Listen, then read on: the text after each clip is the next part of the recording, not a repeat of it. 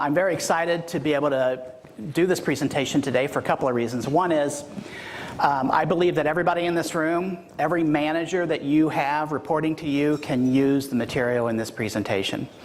This is just an appetizer to the foolproof decision-making process, but it's enough to get you to understand, to help you to understand just how important decision-making is in our organizations. Because as leaders, it's what we do all day long, right?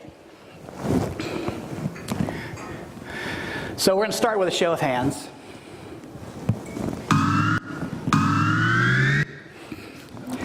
It's a little out of sync. So have you ever had a stellar new hire that didn't work out? Anybody? All right. 40% of high-level new hires fail to stick. So if you had a high-level new hire that didn't work out, you're not alone. Have you ever been convinced that a business initiative was destined to succeed to have it crash and burn? Anybody? I would think that'd be universal. 83% of mergers and acquisitions fail to deliver any value.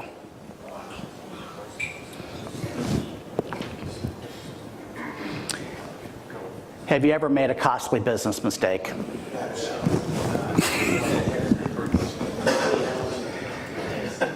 Decisions based on bad data cost U.S. companies $3.1 trillion per year, according to the Harvard Business Review. You might be saying, where am I going with this? Well, I'll get to the punchline shortly. Have you ever made a decision you regretted? 60% of executives say the company makes bad decisions 50% of the time. How do you succeed if you're making bad decisions half the time? Or at least that's the perception of your management team. And then lastly, have you ever taken too long to make a decision and lost the opportunity? Anybody? Taken too long to decide? Okay, as James Faust, religious leader, and lawyer and politician said, some of our important choices have a timeline. If we delay a decision, the opportunity is gone forever. Sometimes our doubts keep us from making a choice that involves change. Thus, an opportunity may be missed. So it's important not only to make solid decisions, but timely decisions. So let's go into just a few examples of some of the biggest mistakes in business history. That way you all won't feel so bad. Anybody heard of the Beatles? Decca Records declined to sign the Beatles, saying guitar bands are on their way out.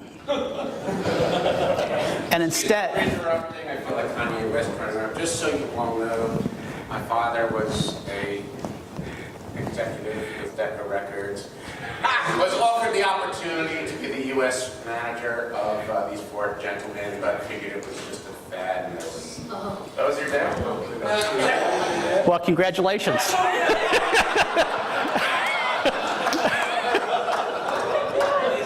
poor decisioning hereditary?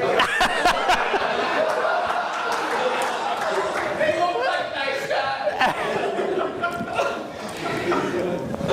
Instead, they signed Brian Poole and the Tremolos, who had 2 hits, one of which was a Beatles song.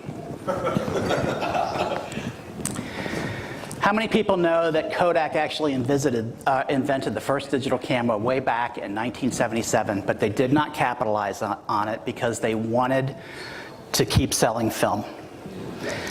What they could have done and what they didn't do was they could have put They could have put a tripwire in that said, when digital camera sales get to about 10% of the marketplace, let's jump in with our full resources and take that market. But they didn't do that. And a few years back, they filed for Chapter 11.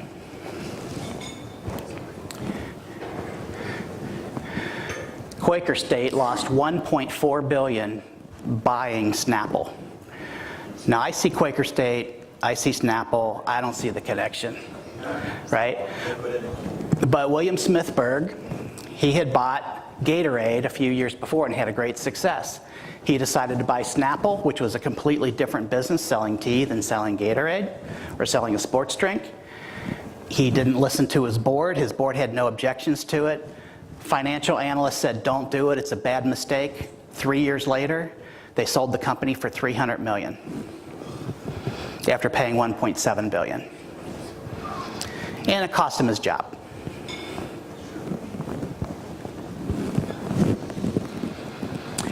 Excite in 1999 was the #2 search engine in the world.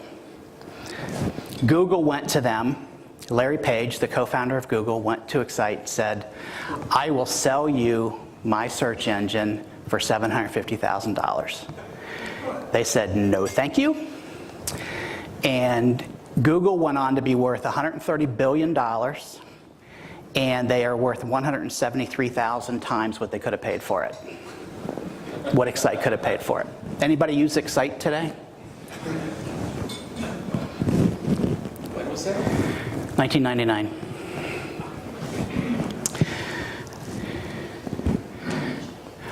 I think this is funny. You got to read the fine print over here. Blockbuster in 2000 turned down multiple offers to work with Netflix. Netflix approached them to let Netflix do their streaming, and then Blockbuster could continue the bricks and mortar.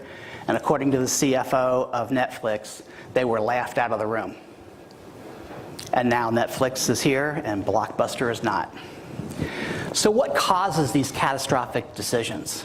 And millions more smaller ones every day in corporate America. We're all making decisions every day, some good, some bad, right? What causes that? Yesterday, it was said that the single biggest problem in communication is the illusion that it's taken place. And the reason I can remember that quote is because I've used it about 1,000 times. George Bernard Shaw said that. But the single biggest problem in business, and this is a keeper, is confirmation bias. You say, well, what's that mean? It's the tendency to interpret new evidence as confirmation of one's existing beliefs and theories. We are looking for what we want to believe, and we're reaffirming it all the time. But it's worse than that, because human beings have 160 known biases. And that's what is at work every day in your businesses with your people and with yourself. We have these biases. We don't believe we have these biases. We think that our filters are the correct filters. Everybody else is the one that's off. But we all have these filters, and we can't help see the world through any other way but through our own filter. Does that make sense to everybody? I'm probably not standing in front of the camera. So let's go through what some of those biases are. I kind of like my little brain guy. We are drawn to details that confirm our biases. That's basically the confirmation bias we talked about a minute ago. We notice flaws in others more easily than in ourselves. Anybody ever notice that? It's easy to criticize other people. We tend to find stories and patterns even when looking at sparse data. So we're seeing what we want to see. We fill in characteristics from stereotypes, generalities, and prior history. Doesn't have to be true. We're just using what we think is accurate, and then we fill in the blanks. We simplify probabilities and numbers. We think we know what other people are thinking, but we don't. I'm thinking of the dry cleaners right now. Got to pick up some clothes tomorrow. I'm kidding. I'm not as funny as Adam, but I'm working there. I'm working up to it. And we project our current mindset and assumptions on the past and future. So whatever it is we're thinking today, we alter our view of the past, and we think that's how it's going to be in the future based on our thinking today. And that is just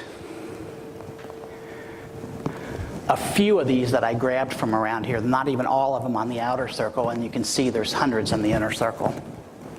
And if anybody wants that graphic, I'm more than happy to email you the PDF, and you can dive into the psychology of what's going on inside your own head and inside your organization. So Arthur Schopenhauer, German philosopher, pretty famous guy, said every person mistakes the limits of their own field of vision for the limits of the world. That's our filter.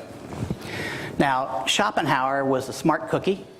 He was followed by Einstein, Thomas Mann, Samuel Beckett. A lot of luminaries really read his works and admired what he had to say. So all of this is building up to what it results in. The confirmation bias results in what's called the spotlight effect. Spotlight effect is pretty simple. We put too much emphasis on what's right in front of us. So when we're looking at an issue, when we're trying to solve a problem, we're looking at it like this, and we're not looking at it like this. We believe that what we see is all there is. And we don't consider what's off stage. But if we did consider what was off stage, we'd get a much more expansive view of everything that's really going on around us and related to that decision. Does this make sense to people? These are not my theories, by the way. I'll tell you where I stole them from after the presentation. You make these available, these presentation slides, right? So, depending on the psychologist or the human behaviorist, they say we have 50 to 80,000 thoughts per day. That's a lot of stuff coming at us all the time. So what that means is it's easy to make mistakes. It really is quite easy to be wrong. Yet we don't believe we're wrong until we're proven that we're wrong. So an example of that is people draw conclusions rather easily because we're trying to get through. We like or dislike people we don't know much about. We trust or distrust strangers without knowing each other. And we feel an enterprise is bound to succeed without even analyzing it. I just know it's going to work. So how do most people solve this decision-making problem? We analyze data.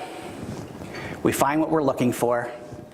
We pull out the data to support our foregone conclusion and sell everybody else around us on our conclusion. Right? Anybody seen that? It's back to we believe what we want to believe. But great analysis is really useless unless there's a decision-making process to give it a fair hearing. So there were researchers at the University of Sydney and the McKinsey & Company, and they tracked 1,046 companies over the course of 5 years. And they looked at their decision-making, all of their mid to high-level decisions, and they looked at what they focused on. And primarily what they focused on was how was this decision going to impact our shareholders, our investors, and what were people going to think in the general public. What they didn't focus on as much was the process of decision-making. And what they found was that when the companies that focused on the process of decision-making, rather than how are people going to feel about our decision, it was improved by a factor of 6 in terms of revenues, margins, stock price. So William Pollard, he was the executive director of the Oak Ridge nuclear facility in Tennessee. He was a physicist, an Episcopal priest, and a prolific writer of science and Christian and religious texts. He wrote, "Information is a source of learning, but unless it is organized, processed, and available to people in a format for decision-making, it's a burden and not a benefit." Anybody get a report out of IT that's 32 pages long that you can't ever figure out? What good is it? Right? You need data in a format that allows you to have a robust discussion. So there's three decisions of good corporate decision makers, or 3 disciplines of good corporate decision makers. One is they explore alternative points of view. 2 is they recognize uncertainty. Nothing is guaranteed. And 3, they search for evidence that contradicts their belief. Now, there was a famous business guy. He came up with a little list called the smartest people I know.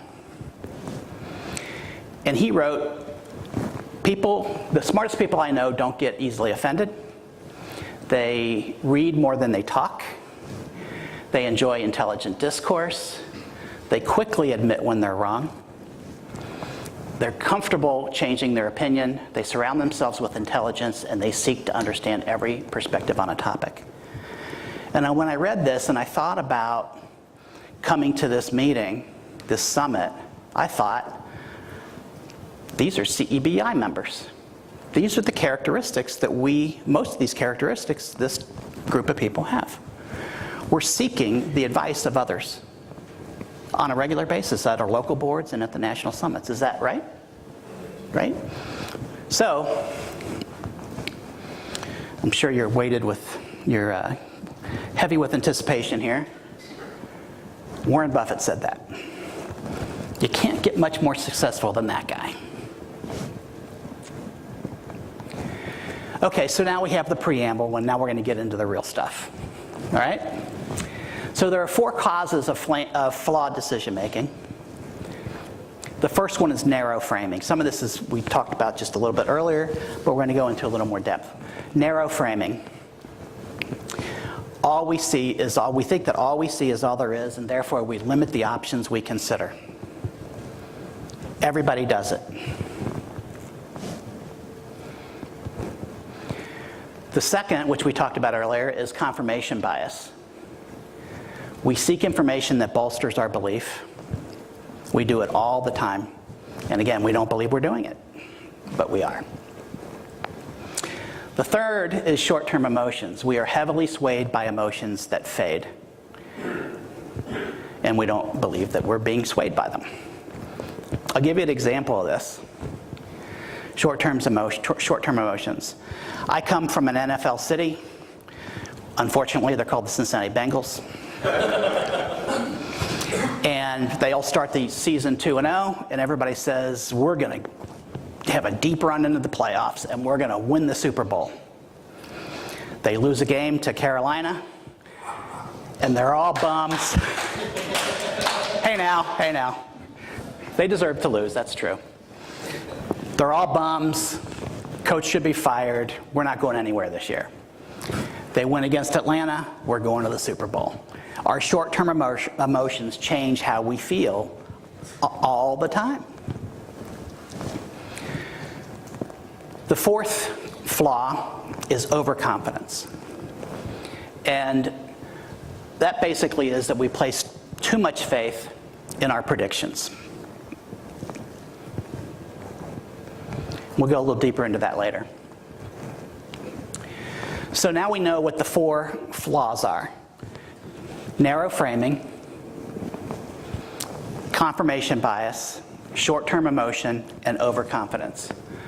But understanding our shortcomings is not the same as fixing them, right? That's just an intellectual exercise. I get what I'm doing wrong, but what do I do about it? Well, Stephen Covey said, to learn and not to do is really not to learn. To know and not to do is really not to know. Everybody heard that phrase? That's actually Confucius, 500 BC. So it's 2,500 years later, and it's still true. Human nature doesn't really change that much. The backdrop changes, but people are people.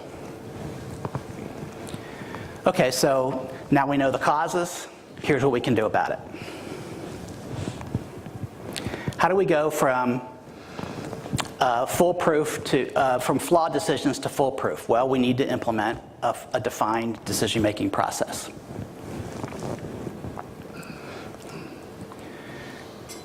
So we're going to use a process called WRAP. Widen your options, reality test your assumptions, attain distance, and prepare to be wrong. How many of us prepare to be wrong? Hardly any of us. We almost all go into it thinking what we're doing is the right road. And we don't challenge our assumptions, or we don't surround ourselves with people that are really going to challenge our thinking. So let's go after the first one, widen your options. The goal here, the desired outcome, is to avoid a narrow frame and expand your options. Only 29% of companies consider more than one alternative when making a major decision. It's this or this, not this and this and this and this. So when you're talking about decision making, forget or and try and make it and, which is a impromptu technique as well. Improv. 52% of yes or no decisions fail, versus a 32% failure rate with 2 or more possibilities. Now that gap doesn't sound like that much, but in your organization, depending on the severity of the decision, the priority of the decision, that could be huge. But we often have more options than we realize. There's a lot more options than we realize. And in fact, today, the presentation, there's 7 highly effective tools to widen your options. We're going to go through 1, because we can't do them all. So in order to widen our options, what we're going to do is we're going to consider opportunity cost. This is a very simple concept. We have to force people to move their spotlights around. So if you're looking like this, you got to move over here, and you got to move your spotlight around.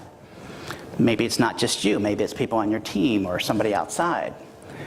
And by doing that, you can ask, what's the best use of resources we're thinking of spending money on? So let's say you're thinking of buying another company. What else could we do with that money? These are just some examples. Instead of buying another company, you could hire more salespeople. Not just hire more salespeople, but you could say, okay, let's hire 12 salespeople or whatever it is. 12 might be hard to find these days. You can open a customer support center, or we could spend the money on increasing our R&D because our product line is aging. Or we could expand our product line. Or we could move to a larger facility. Depending what the question is, there's a lot of different answers that can come up here that can change your thinking. Dwight Eisenhower did this in the 1950s. He said the price of a bomber could build 30 schools in a city, or 12 hospitals. He framed it like a bomber is worth this, but this is what it would be in a local community. And that's called considering the opportunity cost.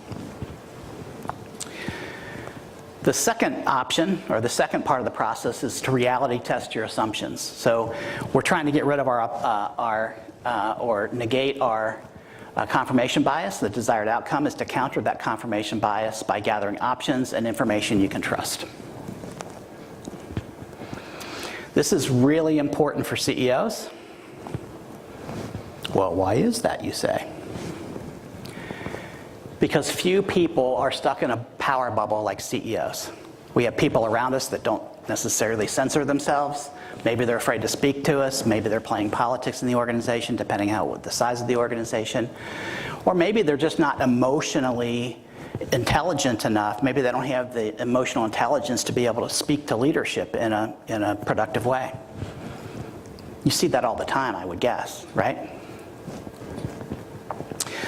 Another thing that's important from a CEO's perspective is that our business success gives us a false sense of infallibility. William Smithburg bought Gatorade a few years earlier. He had a success. That made him think he could buy Snapple. And it cost him his job and his company $1.4 billion.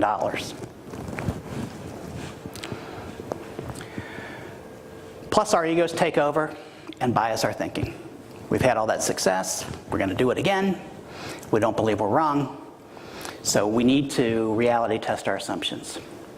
There are 8 tools to do that with. The one I like, there's 8 of them, but I like this one. It's called OOCH. And the premise behind that is don't jump in head first on a decision. Dip your toe in the water. How would you do that? You don't argue and debate internally, you test. It takes away all the doubt, right? Is this going to work or is it not going to work? You test. You don't predict, because none of us can predict the future. You discover. You ask, what would need to be true in order for us to move forward with this project? What would need to be true? It's a great question. Some examples of ooching. Launch a pilot or a proof of concept. So carsdirect.com, way back in the day, had this idea to try and sell cars over the internet. And everybody around them was like, It's too expensive. Nobody's going to buy a car without test driving it, without seeing it, without, giving it it's through its paces. So they put up a fake website, 2-page website. They marketed it online for a day. Their goal was to sell one car. They put it online. They had a form that you filled out to indicate your interest that made it seem like it was automated, but behind the scenes it was just a guy, filling out the form and sending it back.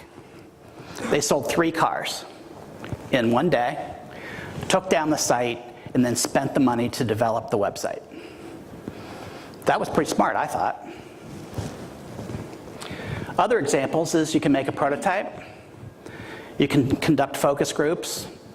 Advertising agencies, marketing firms, they do that all the time. Ask people before you go into a full-blown launch. You can test geographic markets. Retailers, grocery stores, they do that all the time. Consumer goods companies, they'll open up a product line and sell it in Kansas City just to see how it goes. And if it goes well, then they expand the market. Very common these days, you do A/B email split testing. Does this email work or does that email work? And languages on this is a little wrong, but if you're going to get into search engine marketing and all that kind of thing, start off with a low budget, see what ads work, which ones don't, and then once you know what the language is and the images are and what triggers people to respond, then you go into a full-scale launch. So you're spending this much money rather than this much money. Does that make sense? Am I losing you guys? Okay. But ooching can backfire if it's used to emotionally tiptoe. In other words, if you use ooching as an excuse to not make a decision, it's going to backfire on you. You're going to go back to the James Faust quote, which is, you have to act when the timing is there.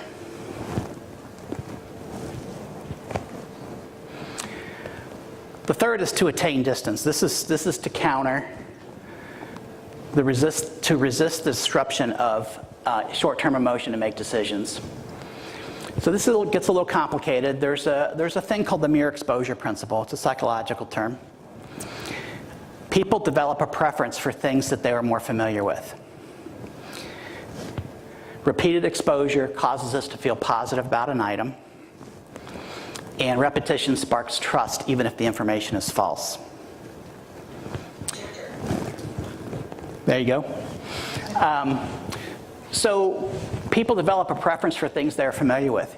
That's why Top 40 radio works. They know they can put a song on the radio that is terrible, but if people hear it 25 to 40 times, they're going to start liking that song, even if it's not a good song. That's also why if you watch TV, they'll show the same Ford pickup truck commercial 5 times, 6 times, 10 times in a night, because they know repetition is, they're working on the mere exposure principle. A preference for the familiar is also a preference for the status quo. But there's another factor at play, which is called loss aversion bias. And loss aversion bias states that that losses are more painful than gains are pleasant. So we don't want to lose.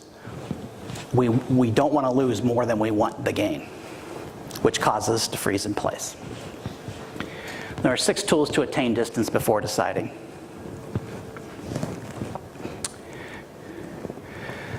This one's called fight the status quo, and the status quo is caused by mere exposure and loss aversion, and the status quo makes people reluctant to consider options. And if you remember the conversations that win the complex sale, that presentation and that book, 40% of buyer decisions end up in no decision. That's the status quo. It's safer for me to stay doing what we're doing than to make a decision. So what can you do about that? Well, you reframe the status quo. If you're having a problem with a vendor, ask, if we weren't already working with them, would we start from scratch? And if the answer is yes, we would start from scratch, start interviewing new vendors. Go through that selection process, find somebody you're comfortable with, and then switch over. You're not stuck where you are. Loss aversion might make you want to stay there, but if you do this process, you have more choices. If you have a problematic customer, anybody here have a problematic customer? Ever? I've had a bunch in my career. Ask if we weren't doing business with them, would we take the deal now? If you wouldn't take the deal now, look at the contract, figure out if you can get out of it, and move on to somebody you want to do business with. How many of us are brave enough to do that? I've done that quite a lot. Low performance employee. This is a top grading type of question. So top grading, just to familiarize everybody, you stack rank your employees A, B, and C. A is, would we enthusiastically rehire him or her again? And if you would, then you keep them. But if you wouldn't, you either have to get that person into the right position in the company, because sometimes we're working in a role, we might be good at something, but the role we're in is not good for us. Or you move them out of the company. If they're not good at what they do and they're a C player, you either have to find the right role for them or you got to move them out. So that's reframing the status quo. I'm confident, without asking this question, that many people in this room have held on to employees way too long and paid a price for it. Yeah?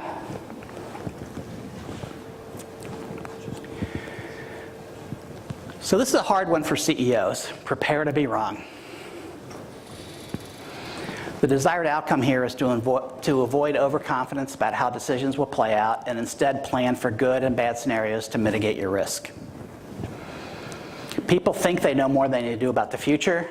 In fact, many of us think we can predict the future. But because we are so poor at predictions, we need to treat the future as a spectrum of possibilities rather than a single point you can plan for.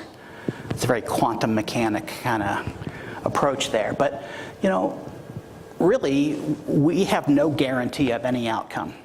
So when you plan for a singular outcome, there's a high likelihood you're going to be mistaken. The problem is we don't know what we don't know.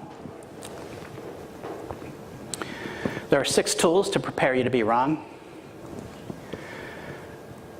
This one is called Bookend the Future. You establish worst and best case financial projections. You run a pre-mortem and a pre-parade. And a pre-mortem is you ask colleagues to envision that it's a year later and the project was a failure.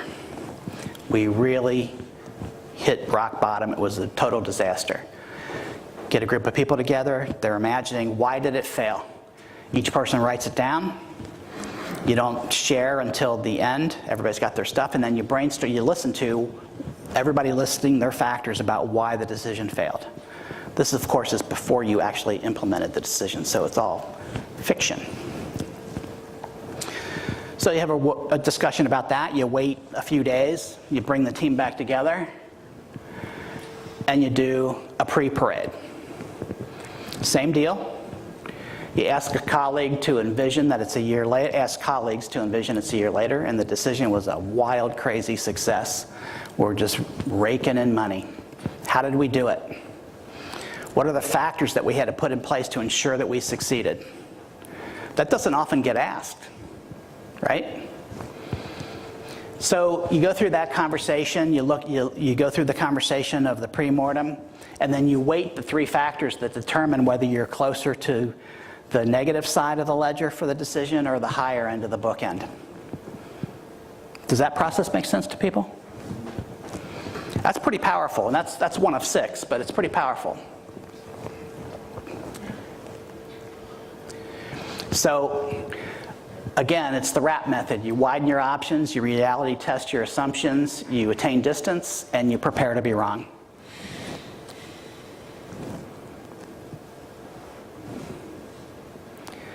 So how do you implement this? How do you make sure that it's fair and people believe in the process? Well, there are 3 tools, 3 tips. You try bargaining. Everybody who's involved in a decision is looking at it from a different point of view. Everybody that's in that meeting has a confirmation bias, and it's not your confirmation bias. When I ran a much larger company, I would take my team, different team members out to lunch. And when I was out to lunch, the designer would look at the menu from its layout. The copywriter was looking for typos. The buyer was looking for the best deals. The manager was looking at the overall thing. So everybody has a stake in this, and you have to make them feel like you're acknowledging and respecting multiple perspectives. And then you start to horse trade. You trade off between different groups. What's important to this person might not be that important to that person, and so you horse trade to make it fair.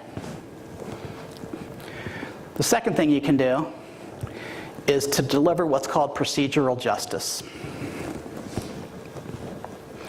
And that is, people have to believe that the process is fair.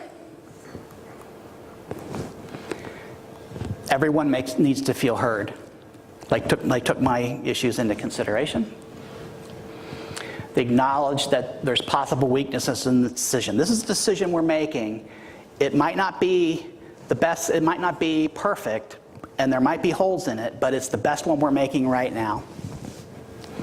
And here are some of the things that could go wrong. And then you create metrics or factors that you look at to monitor so that you can change direction if indeed that decision is wrong and you need to tweak it. That makes sense, yeah? So try bargaining, deliver procedural justice. The third is to trust the process. Celebrate the process, not the outcome. Remind people that we have a plan, there's a methodology to this.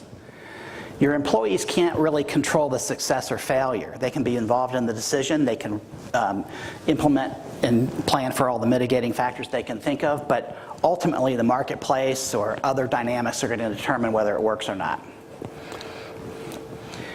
But their upfront diligence tilts it in their favor. So those are the three things that you can do to implement. Try bargaining, deliver procedural justice, trust the process.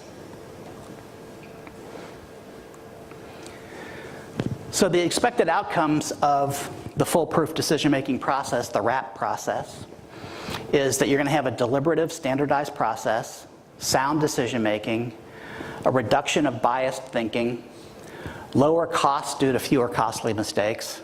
That's worth the price of admission right there. Faster decision-making, and your company will have clarity, focus, and alignment around your decisions. Everybody will buy in. Well, maybe not everybody. But if not everybody, maybe you need to talk to that person, right? So most of this is based on the book in the upper left called Decisive by Chip and Dan Heath. It's a great book, but it's also based on the other books on the screen and then my 40 years of studying human nature, behavior, and people.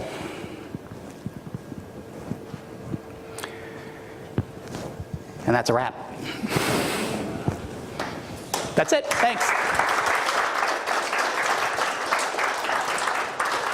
As Adam would say, this would probably be a time for a standing ovation. Any questions for David? Yeah. Where did you get the 160 known biases? Where did you discover that? I researched it. I've studied human behavior since, I was going to tell this story to kick it off, but I decided not to. I thought it was too much of a preamble. But when I was 12, I made one of the stupidest decisions of my life, which is I had a girlfriend that lived 3 houses up.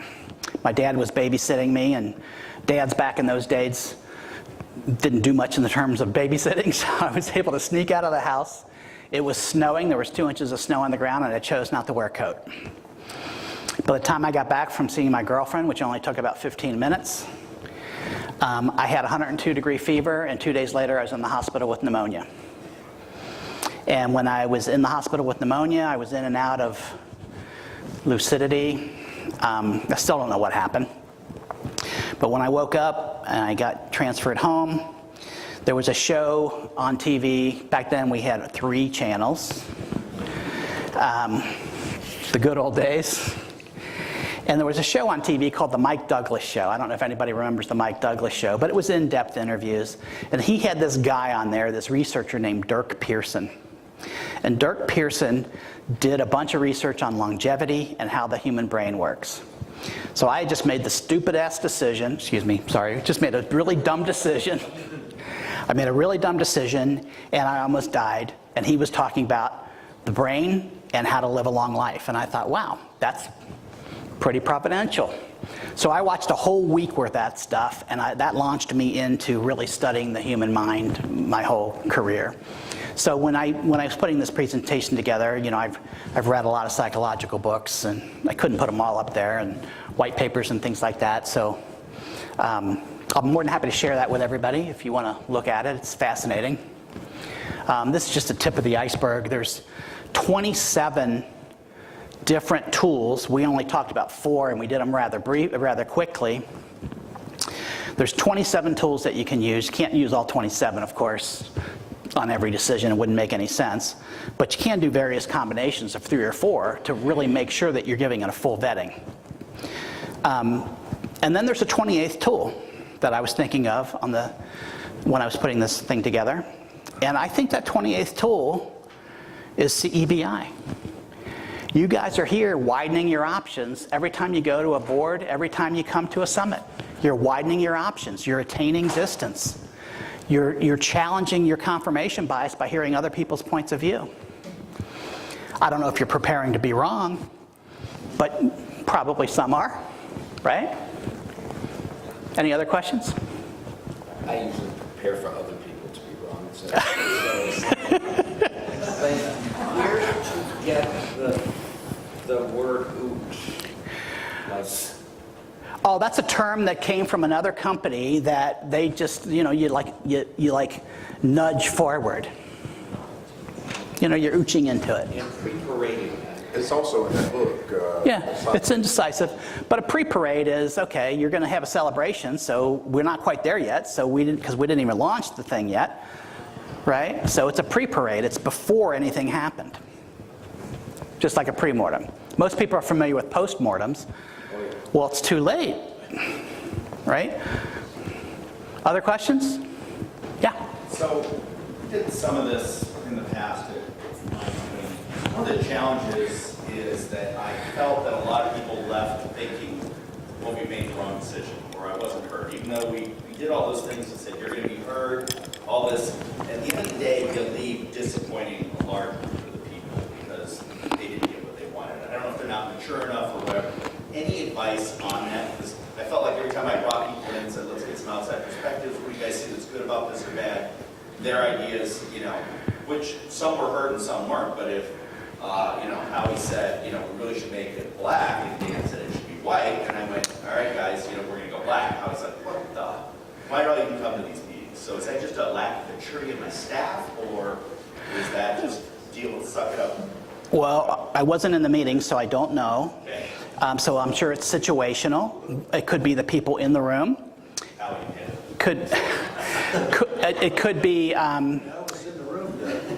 mean, there's a lot of factors that go into that. I mean, what's the chemistry of the room? I like having smaller groups rather than a bunch of people, because have you ever been in a meeting with 12 people trying to decide anything? That was it. So it was too many people. Yeah, I'm guessing that would be it. If you had 12 people, that's too many. Now, maybe you split that. Howie and Dan, they make it up noise. Other questions? Yeah. On the various biases, research and companies you've worked with, is there one or two that you see more that are more prevalent than others? Well, I do think we all have our own filter, and we cannot help what our filter is. But if we know that, if we're aware of it, then we can work on that. And I've been in a lot of meetings where, and probably all of you have been in a meeting, it's going really well, and then somebody says something, and everybody just stops what they're saying and looks over like, they don't say anything out loud because they're gracious, but everybody's thinking, what the heck was that, right? Well, that's that person's confirmation bias coming up. He sees the world, or she sees the world from a completely different place. So I think confirmation bias is the number one thing. You know, you see it in our politics and in our media today. They're purposely driving wedges between us. Fox News to CNN to MSNBC, it's all about polarity. Political parties are really great at it, and in fact, when you really sit down and have good conversations with people, it's not about us versus them, it's about what your particular point of view is on any given social issue. But the media and the political machines, they are really good at using confirmation bias to wedge us. That's my political statement for the day. It's tough. And some people are more biased than others. Some people just, they wear it on their sleeve and you can see it. So I would imagine that I'm going to surmise that the folks in this room are much more open to ideas than the average CEO. Because you belong to CEBI, you're here to hear ideas.